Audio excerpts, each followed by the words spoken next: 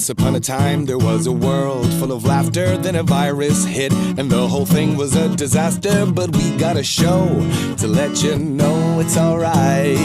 It's alright. Even though it's only once a week, we guarantee you a front row seat at the Comedy Cellar Nightly Show once a week. Good evening, everybody, and welcome to the Comedy Cellar Nightly Show. My name is Dave Juskow, and this is Everything Comedy Cellar. As you know, on Friday, April 2nd, the Comedy Cellar actually opened its doors and put up its four now places at the Comedy Club where you can actually see live comedy. Yes, at 33%, but anything, we'll take anything at this point. So, yes, please, if you are in downtown Manhattan, please join us at the Comedy Cellar. In the meantime, we have this show for a little bit to just at least promote, and this is the show we've been doing while the show was closed, but we have such a good time, we've decided to keep it going. Obviously, if you are enjoying the show, and again, as I always say, if you're not enjoying the show, please press the donate button in the chat room, because I still need the money. They're not going to let me perform there for years after what happened just before COVID. I'm joking, of course. Okay, let's start the prepared comedy material. Conservatives are calling for a boycott of Coca-Cola after the company spoke out against Georgia's new voter laws. But wait till they find out that Dr. Pepper is a Muslim. On Saturday night in the NCAA tournament, UCLA suffered a heartbreaking loss when Gonzaga hit a 40-foot shot just before the buzzer. The UCLA players were distraught, but quickly cheered up when they remembered that they were star athletes at a college with thousands of beautiful women. Thank you again. And finally, Florida Congressman Matt Gaetz is under investigation for possibly sleeping with a 17-year-old girl. Gaetz strongly denied the allegations, calling it a Sabrina the Teenage Witch Hunt. That's the best. That's it. What fun. Shut up. We had fun.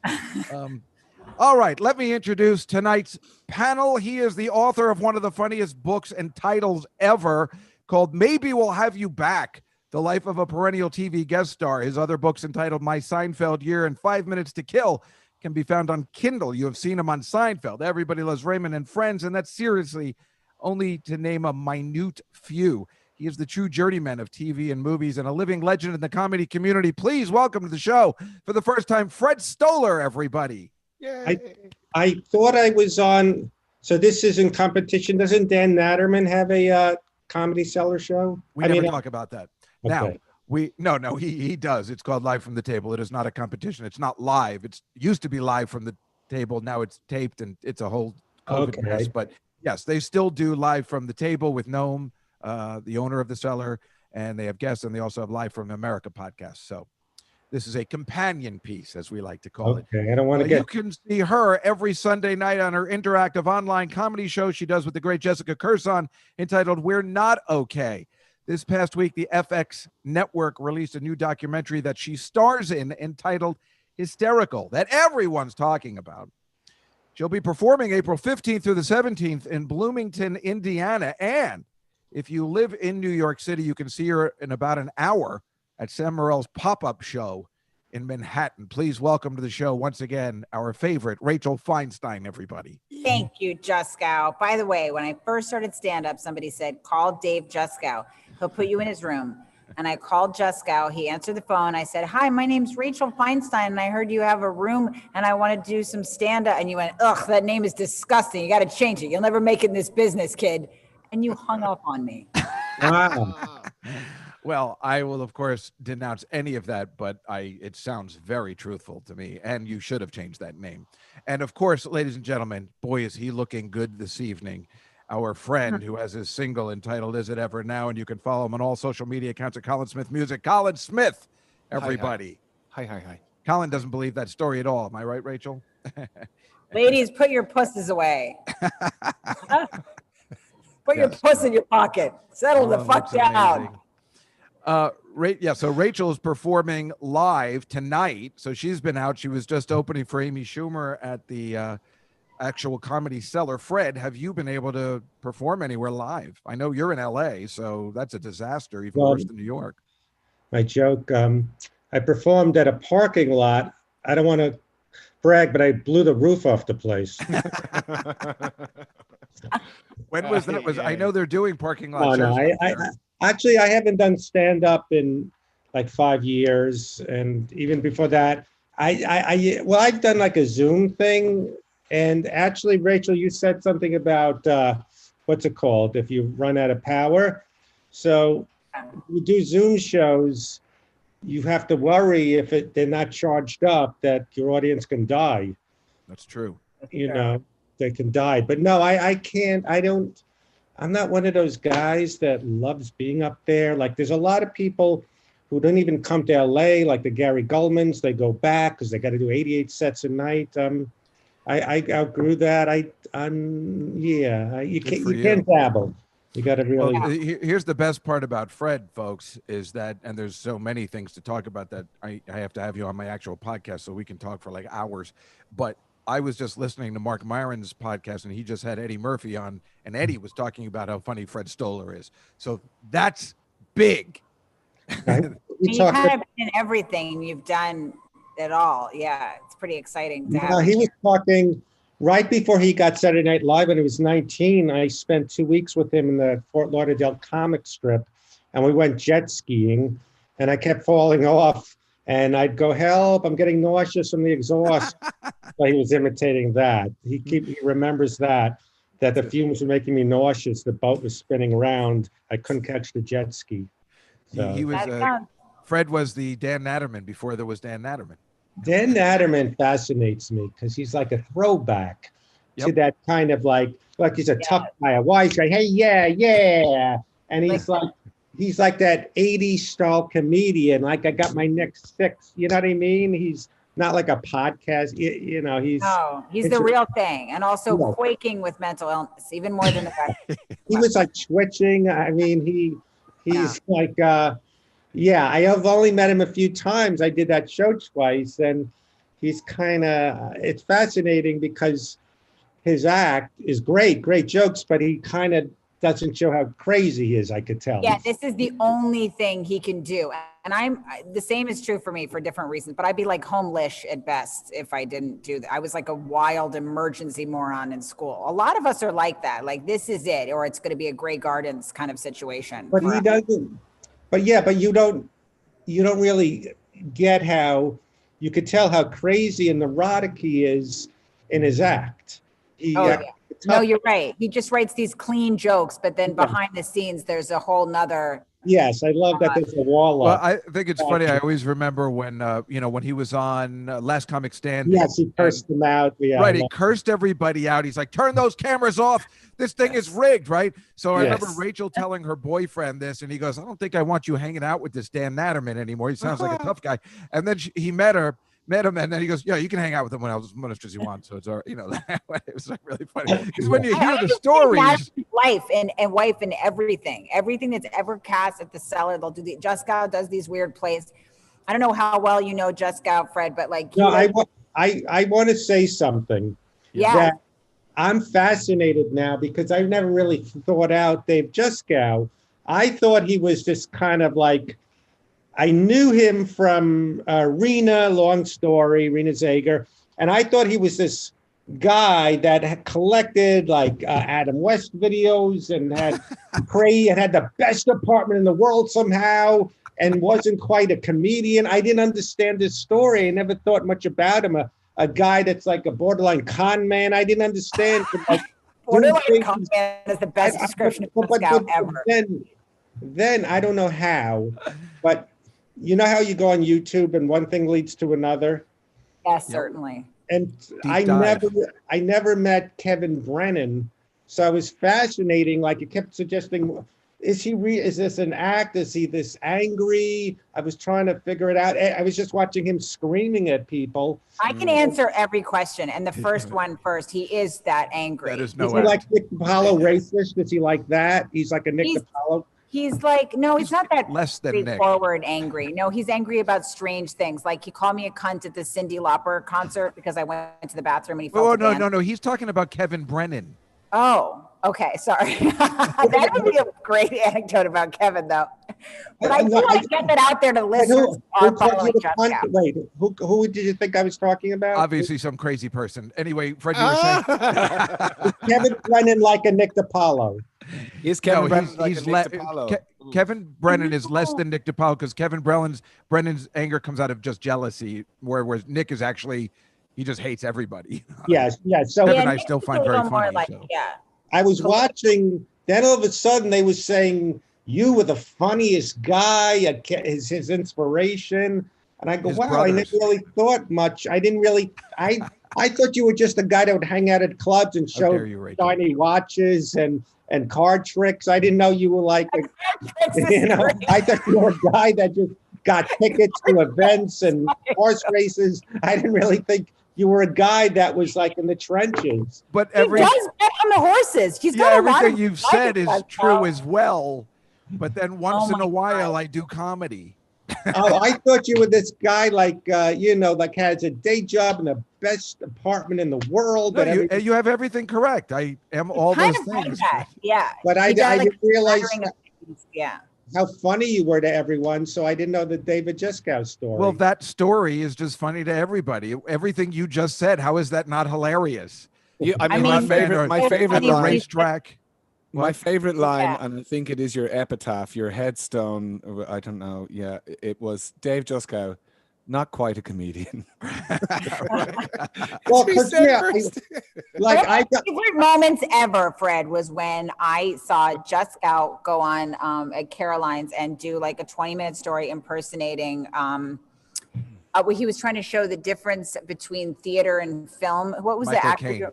Michael Caine impersonation, describing the difference between theater and film to like 23-year-olds. And he's like, I think it's all in the eye contact. You see, it's just like small, tiny eye movements. And then you did, I think, like a 15-minute bit about Pretty in Pink. Yeah. And they had no idea what the fuck. And Juskow will like dissect a scene. He'll be like, I feel like Ducky's motives in that scene. So like, well, that used to kill in the 80s. Wow. So you were part of that generation after me about Jeffrey Ross and Sarah and all those people. Yeah, but so I used to hang around them and stuff, but they, I just really never really wanted to be a stand-up, and they were gung-ho about being stand-up. So I enjoyed more of the social scene. More than anything, but he was mainly in it for the pussy, but he decided. But then he was also really obsessed with like specific movies from the 80s, way too much so. And sometimes he would even dissect a pilot on stage. It's like nobody's watched any pilot. Like no one knows. Look well, like you said, Adam West. It's true. Yeah. I just thought he was this guy who collected stuff and had like things, and that's why I got Paulina the last time. My analogy is she's a combination of my mother, Kevin Brennan. No, I get them. Kevin Brennan and like, who's that guy? Billy on the street. Like she would yell at me. Only she would yell at me like the way Kevin Brennan yells at people. So, but I'll call her soon. And you should see Juskow and Rena together, or when they're driving, they just scream at each other. It's Jewish, it's exhausting. That's what I thought. You were like Andy Lederer, like one of those guys. Oh God, he is kind of like that. Like he's always talking about like an ache or a paranoid pain or something. And one of these guys, not quite we're abusing the host. I'll be nice. No. Are you kidding? You think I'd have Rachel on if I didn't expect abuse of the host? It is the way of things, Fred. Yeah, this is the show. You're doing it. By the way, your take on Dave has been, follow your instincts. Your instincts are correct. You haven't got one thing going on. Well, my mother once said about she resents pushy, nervy people because she wishes she could be pushy and nervy. So maybe I see you as like a guy that gets free lunches and gets and could go backstage and con your way in. I can't do that. It's more like he's the kind of guy that writes like a tersely worded letter, after a small exchange. It's not really like he gets free stuff. It's like he annoys the shit out of people and exhausts them. But you're right, though. I mean, ever since I remember, I always had people that would get me into stuff. You're right, like backstage and all that kind of stuff. I run into the right people, I guess, sometimes for those That's- kind of things, but I that's can't do what- anything else. Yes. I got kicked off Sarah Silverman's list of the rooftop parties, but the legend is you fly in every year to go to a party. So I thought you were a guy that just loves parties and just, Well, being- that That could party, be accurate. that party started, it was her party and a birthday party for me every year. And then Oh, it just turned yeah. into this almost like an Elton John after Oscar party. I know. Why? How did you get taken out of the? You I want me to don't try and know. get I you only put back went on? 2 or 3. I don't know what I did, but I got. I'm getting maybe you put back in because you need to go to those parties because those I parties don't know what are. I did. Do you know? Again, with Mark Maron, it was the funniest thing. After the last party, she didn't have one obviously last year because of COVID. After the last one, he was on his podcast talking about. He's like, you have to go to this party. Well, you can't go, but I was like, this party's unbelievable. I spoke to Diane Keaton, Larry David, Rob Reiner, and Dave Juskow. I don't know if you know if this guy. Like, then he caught himself and he goes, "Wait, well, you don't know who that is." But he was there too, and it's really funny because Sarah was even like, "Yeah, he mentions you," kind of. He's kind of like the guy with like a lot of famous friends and a sinus infection. Yeah. Well, it That's sounds just like her they way could of do a saying I'm Jewish. documentary about everyone knows Juskow, right? Yeah, Yes, there should everybody be. knows Juskow, and they've had like a big blowout with him, and he was able to keep a job at this law firm. Nobody knew what he did, but For it was 20 very years. much like, for years and years. I came to his law firm once, and he was to have lunch with him. He was handcuffed to the secretary with handcuffs. The They receptionist. handcuffed each other, and then he also got strangled by the HR woman at the Christmas party. Yeah. And Yeah, she got fired. and she got fired, but I'm on her The side. HR of person, the everything. head of HR. The head of Wow. I HR. always hear it the wore her opposite way. down. Yeah. He was the Ferris Bueller of this law firm. He wore this woman down. Like when she got to the building, he was like, "Good luck, my friend. Let the games begin," or something. That's True. Because you're not going to get away with a lot of the stuff since I've come in. I've read your file, and you're not going to get away with it. I'm like, all right, well, I've been here 10 years. We'll see how this turns out. And boy, I guess I am the Ferris Bueller of that office for sure. All right, let's start the even though this is kind of the best part of the show so far, but this is what we do, Fred. We talk about the news and so forth and do some plugs. This was Cher this week who tweeted that she could have stopped the George Floyd killing if she was there. Did you hear about this? No. This is Cher, and everybody's pissed off because they're like, who the fuck is Cher telling us that she could have prevented the killing of George Floyd? This is a woman that if she just keeps her mouth shut for the next 10 years will go out as a true living icon legend. And then just to do that. And then the next day, since she was getting so much flack, she apologized, and it just gets worse. I just got off the phone with my friend Karen, clearly not realizing, again, that's not what black people want to hear either. And she's like, if I upset anyone in my BLK community, I mean, this is, what is that? Rachel, why is your sound off? Well, because the music in here started getting real randy. Oh, gotcha. I can't hear it. Randy. Major League Baseball opened this Oh, wait, are we week. supposed to comment on that? You can if you'd like. Oh, I didn't know how this works. I'm That's sorry. how it works. Well, of course you would have stopped it because everyone said, there's Cher. And Damn it, that's true. That's what she should have posted. What do you mean? Of course I would have stopped it there, Cher. You I'm should scared. have. Stop killing him. And everyone went, oh, wait. And they would have looked. You are so right. That's what she should have. Instead of Shit. the apology, she would have been like, you don't think I could have stopped it? You're Right. Fred. You're That's right. If fucking you true. want to like, Right. She's like, I'm sorry, everybody. I don't have my voiceover machine, but I can still sing a little bit. Little gypsies, tramps, and thieves. Everybody would have started Oh. dancing.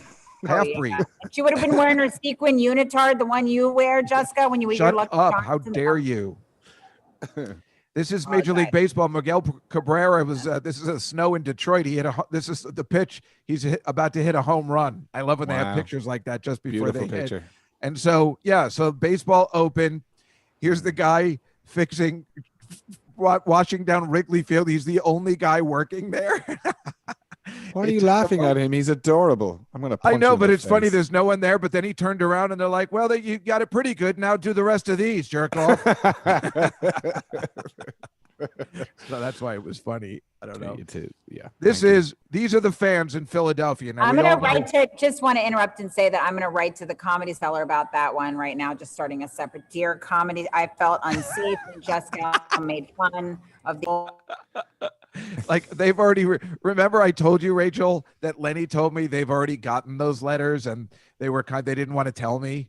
Like they're like, well, we didn't. I'm like, wait, they got letters about the legendary Wid. That's what it was, and how upset they were with his performance. And then they're like, well, they didn't want to tell you. They wanted to make you feel bad. So, Rachel, that's nothing new.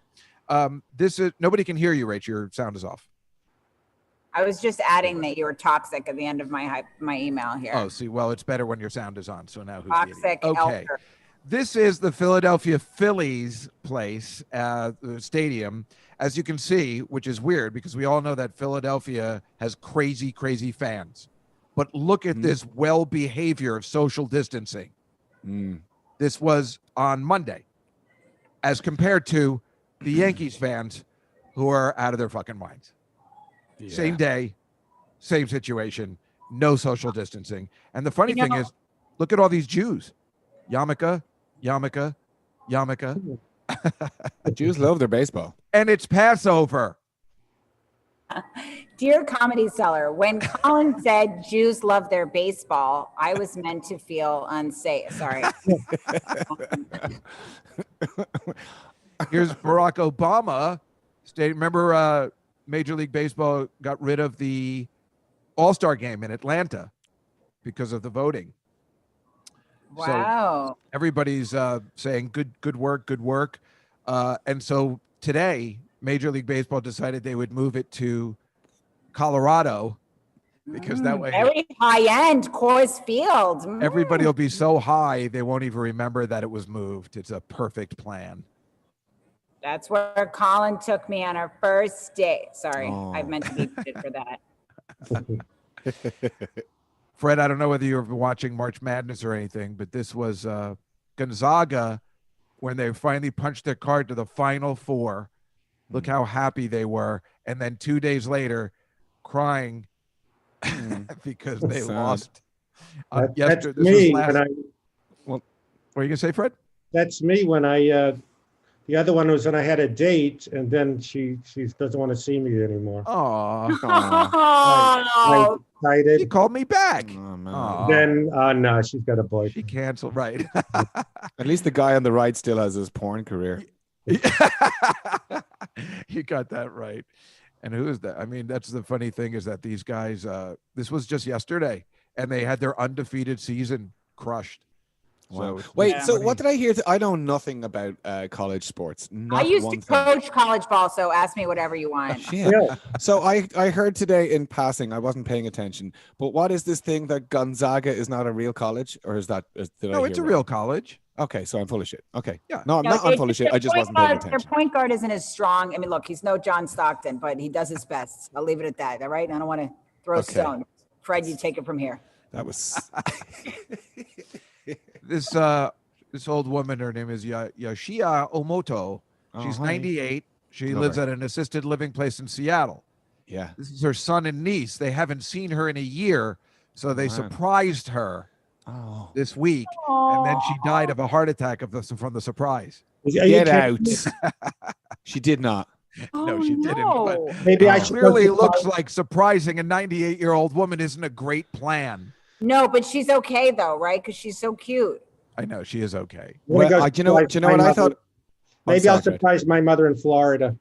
Oh, I'm just kidding. You get it. It seemed like I thought it was John Quinones, and from that show, What Would You Do? When when he poses the moral quandary, and she was like, "Oh shit!" She was just after being really racist or something. No, they haven't seen each other. They haven't seen anybody for a year. Fred, your mother's still alive and living in Florida? Well, in a memory care thing, there's not much comedy about the state she's in. So maybe I should surprise her and put her out of her. No, that's bad. But, I've been trying to do that to my mom for years. It just doesn't work. work. Juskow understands he's having a lot of quality of life issues now, and he's in the winter of his life, so he's just kind of, writing his final. Sorry. Here we are. Back to yes. This was, I don't know if you heard about the debacle that happened on Wheel of Fortune this week. Give me that D. So this guy solved the puzzle. Right. And it's, sole, flounder, cod, and catfish, right? So that's what you have to say at the end, all these things. But he said, and catfish. And you're not allowed to put the word and in. So he lost. And everyone's in an uproar. And the weird part is that this is the guy, and nobody's talking about that. He's holding up a huge sign that just says dick on it. And that's what I can't believe nobody is talking about. That's how great. Is this okay? And he's calling everybody he's allowed to say dick, but he can't say and. See? No. Exactly. These are the times we live in. You this in a law firm in between things, these bits. What about the law firm? I got fired from there. I got Me Too'd, so I don't work there anymore. Okay. Oh, okay. Yeah. Oh, this is for Colin. I hate when you tell the truth like that. Yes, I know this picture. I peeked at my share joke. I'm just laughing now. This was for Colin. This is a new book called Old Ireland in Color. Yeah. I thought you might like it. I love it. Noam sent me this during the week. And he did? Before. Yeah, because this doesn't look that bad when it's in color. Everybody looks like they're having a good time. Except I'm familiar with Irish weather, and it just never peeps above that's probably the sweltering mid-July there, and it's probably peaking at 12 degrees And here's the town fair in Ballybricken. Yeah. Always a good time. By the way, see the van there, tea and coffee? They were out of coffee.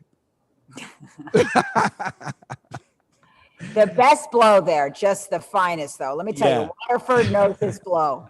It's funny because this was all taken about 1911, 1916, and yet in Dublin, this is O'Connell Street. Yeah. Everything was just like New York City. I mean, it's like it's just the outskirts of anywhere. It was just bad news. Mm-hmm. Yeah. And of course, the gunpowder office, is that still there, Colin? It is not, no, but neither is Nelson's column in the middle there. That's gone. In its place, the big that thing. In its place is a thing called a spire, and it was this horrible thing that they built for the millennium. And of course, Dublin people, I don't know, they just give it hilarious names. I can't remember. It's like the Big Prick or something like that. Well, that's what I was hoping. Yeah. And Colin, what the fuck? You're playing this place on Saturday? I guess. You don't tell me? Wait, I just said I guess nonchalantly. No, it's in Queens. It might as well be. It's in Queens, but Fred, this place is this place. Get out. Wow. Yes. I didn't know that. Yes, you prick. I can't even believe you didn't tell me. I found out another. I'm like, geez, if I knew you were playing there, I'm going away. I gotta go to this place. Shit. Yeah, that's where they're having the after the Air France. Yep. What part of Queens?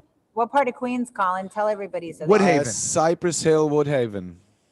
Wow. Yeah, he's playing there on Saturday night, folks, and maybe he might be wearing that outfit, so you might get lucky. Here's a young Fred Stoller. Wow. Now you look a bit like Dan there. You know who took that picture? Who? Annie Leibovitz. Get out. I was supposed to be in an article for Rolling Stone, but my segment got cut. So that's Sheepshead Bay, Brooklyn. Yes. My sister. Right near Pips. Yes, that's where I first saw stand-up comedy. Yes, Pips in Brooklyn. Yeah, wow. What was your family like? Now I'm Diane Sawyer in the middle of this. Sorry, guys. Well, it's funny. When I was on David Feldman's podcast, I said my parents' names are Pearl and Morris. He goes, that explains everything. My parents' names are Rhoda and Elliot. So yeah. Pearl and Morris. My it's just so cliche. My mother's, well, she's now, not all there. The most negative, fear-based, cold person. My father was kind of shell-shocked and quiet from World War II. So my mother would scream, Morris, talk, say something. Tell him he can't go ahead. I'm the bad one. And I'm going, yes, you are. So you realize that your house or apartment here in Sheepshead Bay looks exactly like the one from Goodfellas that Lorraine Bracco was living with Henry Hill, and that their parents. It's kind of a cool looking. But what do they do? Your parents? My father was a commercial artist for like department. He would design displays for department store. He's dead like 12 years. He would design displays for department stores, Revlon, Bic. He was very creative. And my mother would just, her mantra her whole life, it's almost over. What do I have? 20 years left? It's almost over. You know, wow. Or if I go to Coney Island, you'll come home in a box. So she would just, the best thing about dementia is it happened right when COVID started. So she would be worrying about everything. So even all before. She did was say it's almost over, always afraid of death. And now she will never die. She'll outlive me, but she has no life, but she'll live forever. But so tell me this, it was the onset of dementia has been rapid in terms of like the onset of symptoms since the start of COVID? You know, that's interesting because we thought we thought it almost seemed like it happened overnight, but now that I think of it, she would ask questions that made no sense, like about my cat. How does it know to look out the window? How does it know? How does it know to go downstairs? Wow. So, but then she had a, what's it called? A urinary tract infection, and she was hallucinating and screaming, and then it just like almost overnight became like, you know, the whole dementia routine where thinking people are stealing from her. It's, you know, nothing funny, thinking they're raping her, and then medicated. Well, that's normal for senior citizens sometimes. Yeah, so it seemed like it happened very, very, very rapidly, but in hindsight, maybe it was kind of progressing. And this is Fred's hilarious book.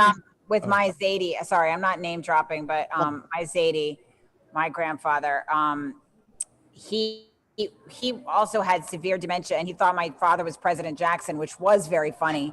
Wow. So whenever my dad would come in and like tuck him in at night, he'd be like, "Get the hell out of here, President Jackson! Get out of here!" My mother actually thought I was Bernie Sanders. She goes, "You're running?"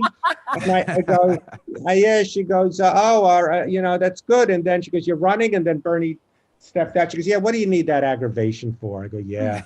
So she thought I was Bernie Sanders when she'd seen on TV. She thought that was me. So, but now she doesn't really have much thought. So there's the comedy section. I will say, I do like those kinds of women that like old. Rachel, I just got to move on because you have to go. Otherwise, I would just keep this going. I'm only moving things along because you have to go.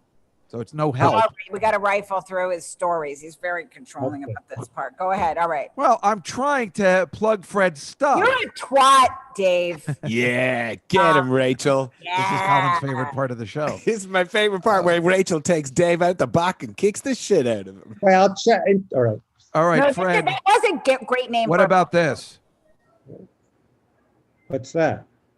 Whoa. What's going on? That, Rachel? What's going on? I don't feel great about this. Where was this? You don't remember? No. I don't feel this great is how about Fred this. and I met.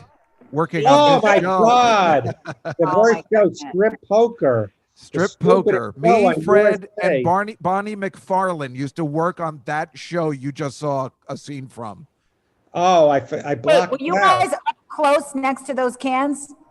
I used to go watch the show being taped after we were finished, but I don't know whether Fred no one would remember this. This was on USA. It was 20 years ago, probably. Yep. And it was it was like the stupidest questions. And if they lost, they had to take off clothing, but they never really got naked. It was always like 7 pairs of underwear.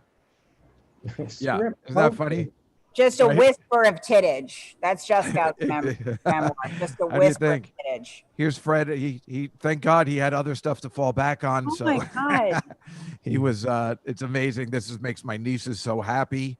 He was on Friends. He played he worked at Monica's restaurant. And of course he was one of Elaine's 29 boyfriends. I remember Seinfeld, this one. Which is the greatest accolades of all.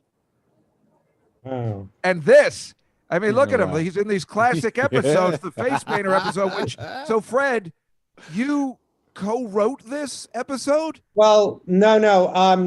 I wrote the storyline about what Kramer has to apologize to a monkey, which is in this episode.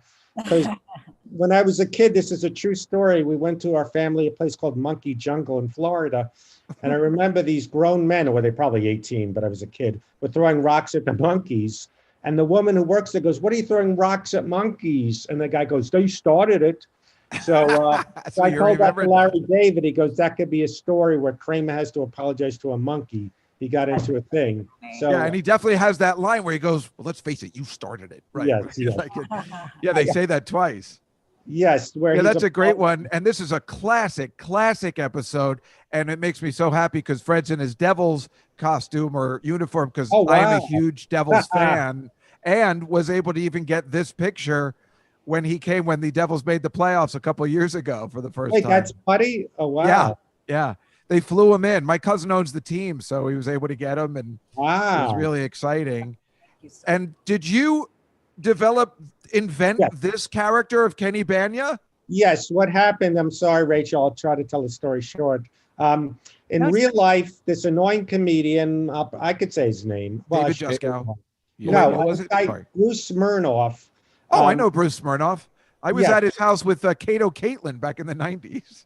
Right. And he gave me he sees me at the Beverly Connection, goes, "Hey, I've been working out. I have an Armani suit, doesn't fit me anymore. You want it?" I go, "Sure." Oh. He goes, "You take me out for a meal, we're even." Oh my God, this is amazing. It's all true. It's what Bruce Smirnoff. So he goes, "Meet me at Jerry's Deli." He has soup and soda. Comes for $20. He goes, "I'm going to save the meal for another time." No way. So, this actually happened to you? Yeah. So I wrote the episode based on Bruce Smirnoff. And I actually said he should audition, and he didn't get the part. This Steve Heitner actually was a stand-up. He still is. We started in the comic strip in the 80s, and he really nailed it. So everything was Bruce Smirnoff said.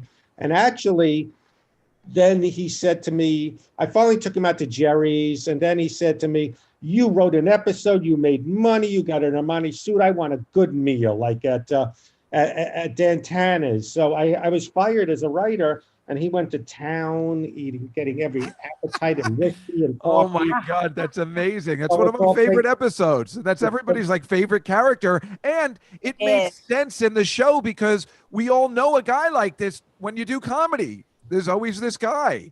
I don't want to mention names, but it just happened again where I wrote that book about the 1989 Young Comedian special. Right. And one of the comics, I interviewed him and I took him out for a meal. He goes, "I got more information." I took him out for another meal. Then he connected me to Rob Schneider. He goes, "I want a good meal at Nobo's." Because I go, "You're being like Kenny Banya, Wow. Just before Rachel has to go, I want to get this in, and I want to talk more about that. I've been hearing good things about this. Judy Gold on this with you. Yeah, and you got all the chicks we know in it and a couple of fellas. These fellas over here are in it, so it's really great. It's called Hysterical. It's on FX, came out Friday. I'm also in it, which, of course, now you should all watch it. I don't know how I got in it, but Juskow's he's like the bad guy that scares us before we make it big, first club owner that goes, "You never go anywhere, pair of tits," and then he kind of typecast. Yes. And here's Rachel's show on Sunday nights this week. She's got Judy Gold and Danny Cohn, so all the girls are together again. I am going for it today. And it's called We're Not Okay. It's every Sunday at 8:30, and this is who's on this week with our friend Periel Ashenbrand. And that's this Sunday. You can sign up for that. And, of course, this is the Comedy Cellar, which Rachel is going to play later. And it's amazing because Rachel has made it. Because next weekend she's playing the Comedy Attic. So she's moving up. That's when you know. Congratulations. I get it. Comedy Attic in Bloomington, Indiana. That's when you go, I guess I can stop fighting this because it's true. And here's me. This is Thursday. I'm playing Marina's last virtual comedy show, me and Greg Rogel and a woman who I can't pronounce her name. And yes, this is virtual Thursday. But it could be like Trump, the way he pronounces Kamalala. But he does that on purpose. And this is our last photo that just, of course, my favorite one, where if this was my house, I would be saying, "God, what a week I'm having." I thought that was one of Sarah's rooftop parties I didn't get invited to. It looked like. Oh, no, believe me, I'm going to put you back on that list. Please, sure please. I don't know what I need to be there. Rachel, do you have to go or do you have time for Colin's song? He'll be crushed. Fine. Yes, I can stay for 2 more minutes and then I have to go upstairs. Okay. So all right, Colin, you're up. All right. I'm doing a cover this week because Are you in Queens? Is it in Colin? Are you in Queens right now? I am. I'm in Long Island City. Okay. Oh, I didn't know that. I always thought you were in Manhattan. Oh gosh, I'm sorry, Dave. I didn't. Right, all right.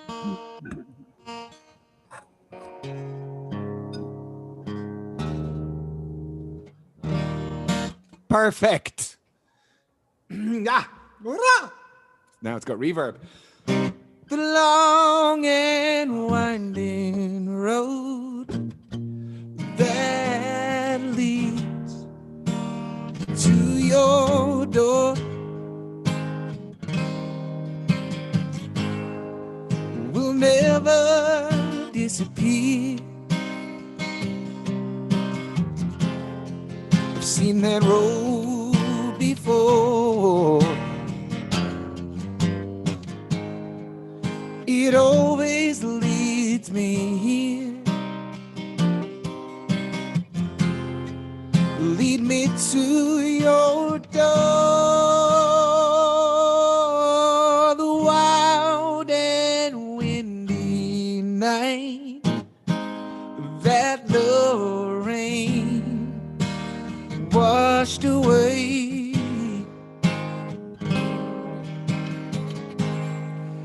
has left a pool of tears, crying for the day. Don't leave me waiting here. Let me know the way. Many times I've been alone, many times I cried. Anyway, you'll never know the many times I tried, but still they lead me back to the long and winding road.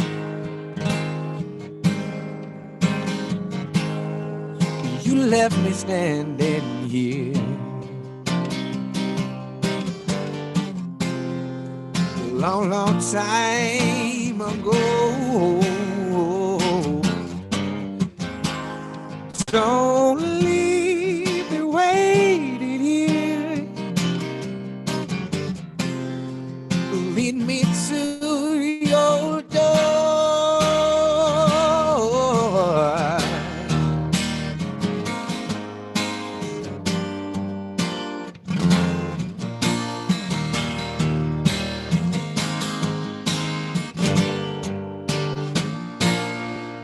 But still they lead me back to the long and winding road.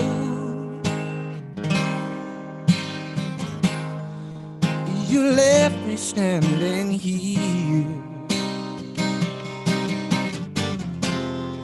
a long, long time ago. Don't you leave me waiting here. Lead me to your door.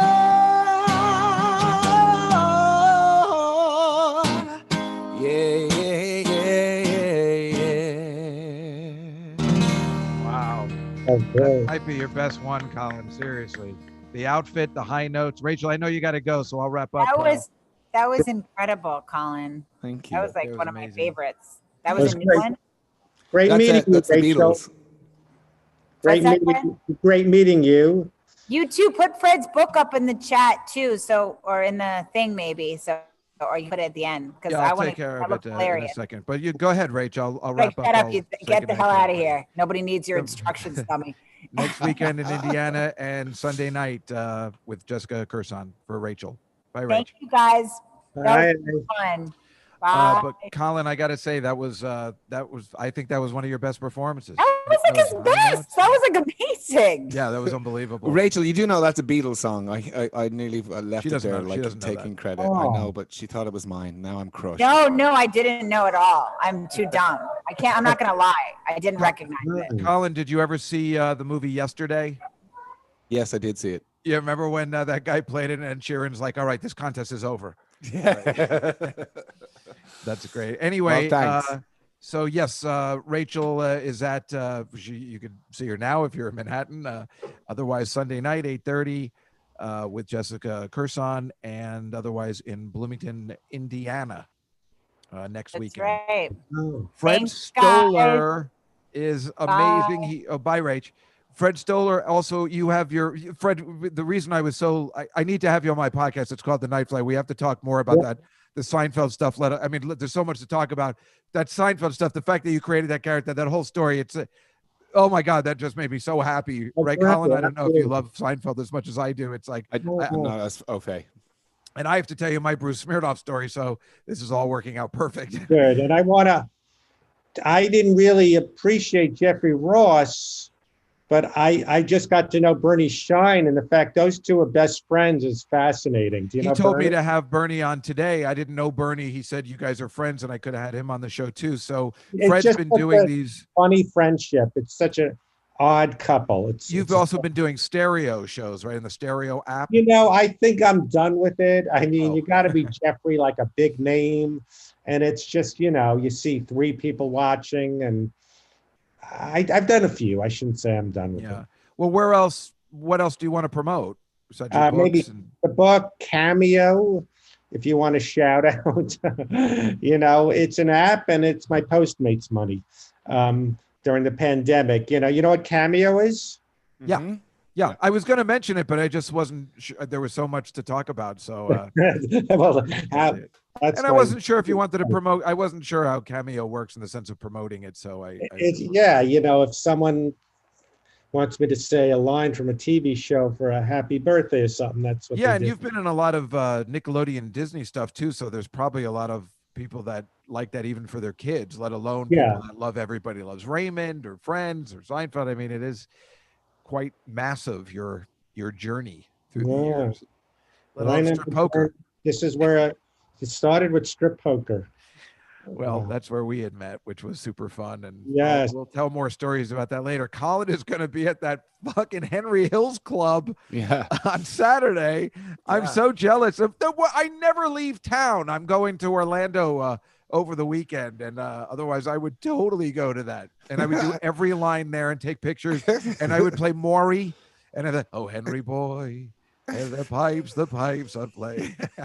I would play the Maury character for sure. Oh, that's I want my fucking money, Henry. I want my fucking money, Henry. Oh my God, fuck him. That's so great. That's so great. Yeah, I'm there on Saturday playing Crackfest at 7. If you go to my Instagram, Colin Smith Music, there's the ticket link in the bio. And don't you have something coming up in about 10 minutes?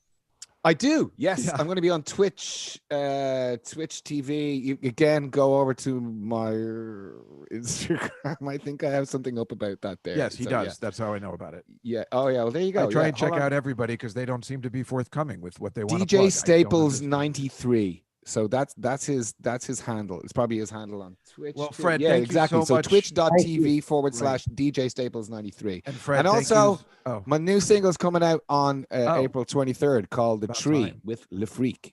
And I'm really excited. We'll obviously be promoting that in the next couple of weeks. Yes. And Fred, thank you so much for joining us today and taking out your time. Get it all straightened out about Kevin Brennan. Yeah. I can explain more to you later. We try to be like Pat Cooper. Remember Pat Cooper did that angry thing? Of course. So I could work. It could work.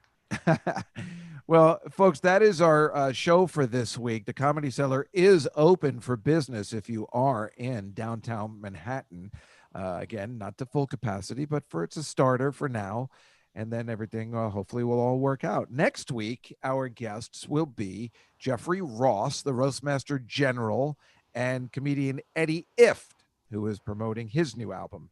The week after that, which coincides coincidentally with Hitler's birthday, Gilbert Gottfried will be joining us, of course, because how could you have a Hitler's birthday celebration without Gilbert Gottfried? Not possible. And his podcast mate, Frank Santapadre, will be joining us. So those are the coming weeks of the Comedy Cellar Nightly Show. But that is our show for tonight, April 6th. And we'll all see you next week on the show. Have a great night, everybody. Thanks again, guys. All right. It was a lot of fun, David, and keep me